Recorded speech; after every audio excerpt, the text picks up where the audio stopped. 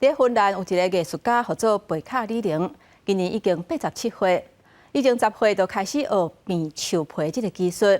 伊上较骄傲的作品，就是规套用树皮做的西米露、军事牌啊、公事牌啊，还佫有鞋啊。而且还佫讲，只要好好保存，伊的作品就算过10年，也是真粗用。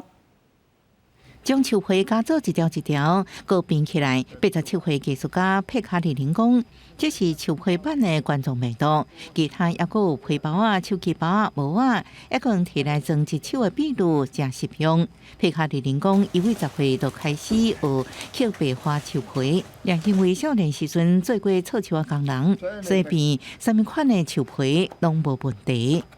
Joo, minähän jo lähdin 17-vuotiaana kotoa maailmalle, niin siellähän minä savotta käyn. Silloinhan minä tykkäsin kaikenlaista aikani kuluksi näppärälläkulussa ja kämpillä.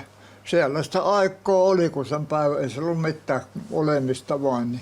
树皮常常被认为是一种无长久、阁无坚固的材料。按过佩卡里林认为，那用正确技术，树皮也是用制作任何用想出来物件。伊放伫架笼，用白花树皮变出来作品，完全无用任何一支钉啊，或者是加水。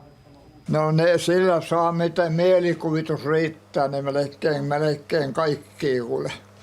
Joo, jotta ei sillä sunkka käyttöä. Siinä ainakin tässä on leipäkoria.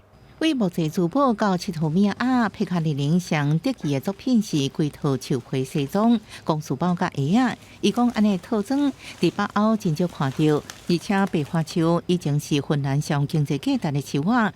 伊个真骄傲表示，这作品经过伊的处理、浸泡、推打、拍架、打扫，加在切制作，保证10年了后依然也可以用。公司新闻新竹配编辑。